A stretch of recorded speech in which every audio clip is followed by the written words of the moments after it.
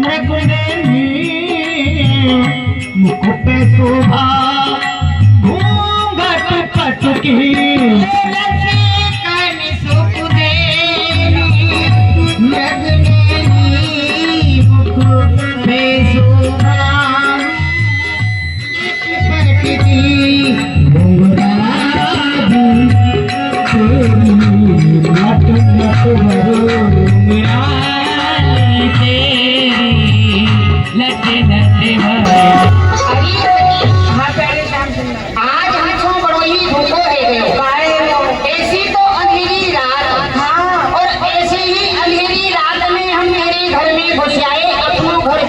अच्छा सखी, हम अपनो घर जान के तेरे घर में आ गए, कछु करो तो अपना ही हम जाए। अरे सुना, आपने खायो खजुगल ने खवाए, आपने खायो खजुगल ने खवाए, ओ आपने खायो खजुगल ने खवाए, आपने खायो खजुगल ने खवाए, रीति करके दे गयो री ओ काना रे बंसी मारो, तेरी भरी में मटके आए रे काना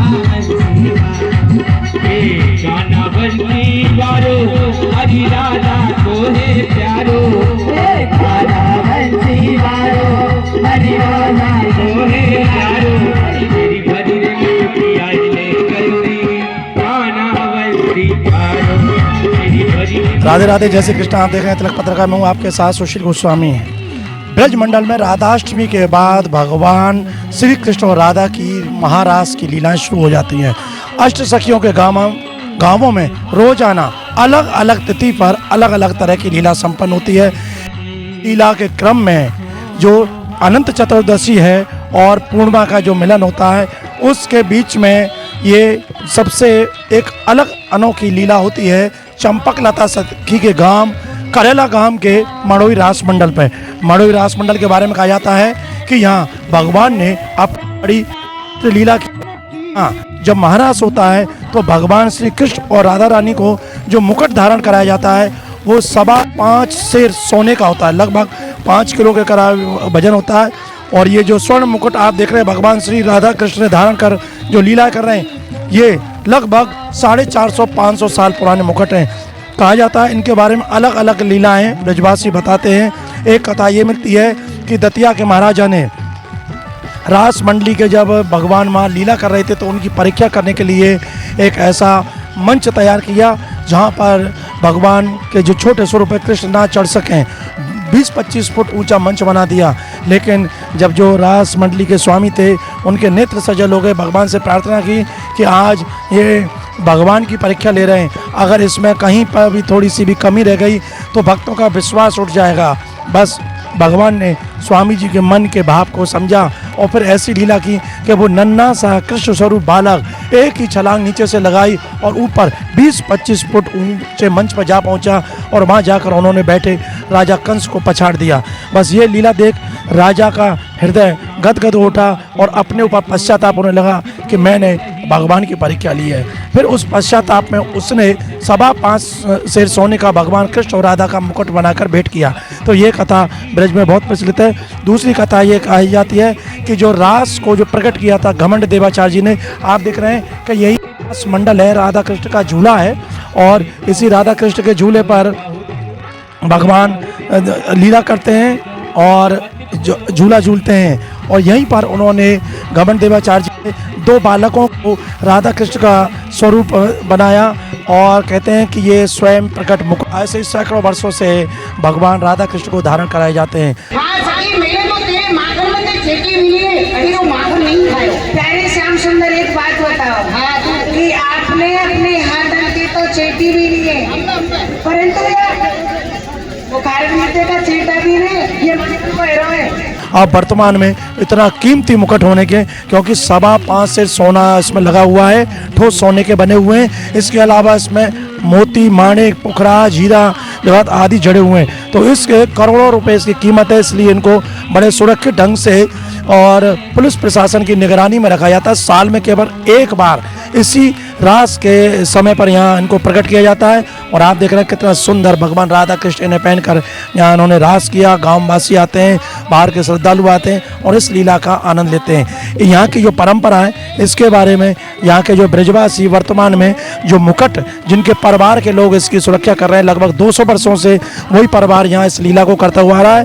और ये पेशे से अधिवक्ता हैं नंद किशोर उपमन्यु एडवोकेट। आइए उनसे जानते हैं वो क्या बताते हैं इसके बारे में। लीला इसका इतिहास ये है कि हमारे पूर्वज रास मंडली चलाते थे और उसी रास मंडली को लेकर वो मध्य प्रदेश में गए, जहाँ उन्होंने सचमुच नागनाथ लीला की और उस सचमुच नागनाथ लीला से प्रसन्न होकर वहाँ के राजघराने ने 2 स्वर्ण मुकुट और 2 स्वर्ण चंद्रिकाएँ हमें भेंट की थी। ये मुकुट जी वही है जो कृष्ण स्वरूप पर धारण कितने वजन का है ये मुकुट?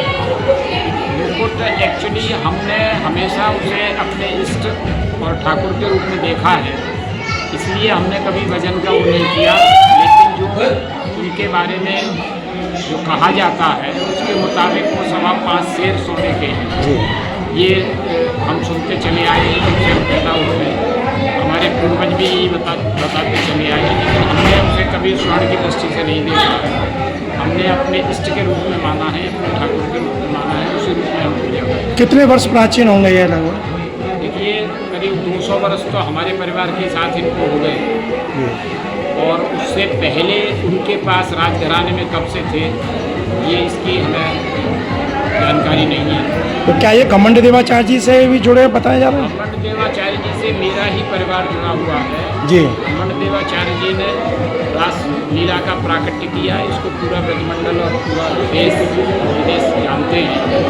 उसके बाद मेरे पूर्वज थे स्वामी उदयकरण जी खेमकर जी, उन्होंने उनसे टेक ओवर किया और उसके बाद इस रास लीला की परंपरा लगातार चलती रही है। हमारे परिवार का ये वो रहा है इतिहास कि हम पिछले 200 वर्ष जब से हमारा ये रासलीला का वो था और उससे पहले स्वामी उदयकरण जी का अगर वो देखें तो 500 वर्ष पुराना है जी। तब से हम लोग ये करते चले आए थे। अब हमारे परिवार में तो रासलीला का वो नहीं होता, लेकिन हम अपने वही पूज्य दादा श्री मेरे जो ग्रेट ग्रैंडफादर थे पंडित राधा किशन जी, जो दतिया स्टेट के देश दीवान रहे जी, उनकी पुण्यतिथि के रूप में हम ये मेले का आयोजन करते हैं और पूरे वर्ष में एक बार पूरे ब्रजमंडल पूरे देश के लोगों को, इसमें विदेशी लोग भी आते हैं, बाहर से बहुत लोग आते हैं जी।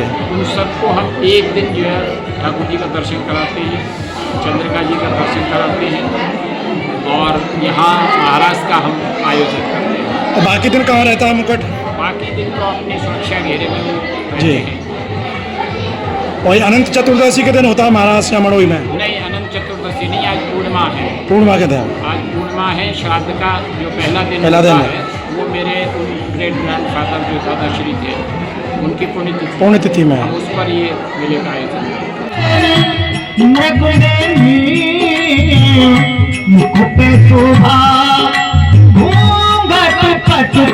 तो आपने सुना नंद किशोर उपमन्यु जी ने बताया कि लगभग 200 वर्षों से उनका परिवार इस मुकुट की सुरक्षा करता है, सरकार के पास इसका रख रखाव कराता है और 1 वर्ष के लिए साल में एक बार में जो निकलते हैं तो इन्हीं का परिवार जाता है और शासन प्रशासन की निगरानी में जो लॉकर से इन मुकुट को लेकर आते हैं, भगवान को धारण कराते हैं और यहाँ की जो लीला है उसको संपन्न कराते हैं। उन्होंने बताया कि ये सैकड़ों वर्ष पुरानी परंपरा है और जिसका बड़ा ही जीवंत स्वरूप आज यहाँ इस लीला के माध्यम से देखते हैं। तो आज तिलक पत्रिका के माध्यम से आपने देखा कि किस तरह से मड़ोई में महारास होता है और किस तरह के दिव्य मुकुट भगवान कृष्ण और राधा धारण करते हैं। आज इस दिव्य मुकुट के आपने दर्शन किए तिलक पत्रिका के माध्यम से।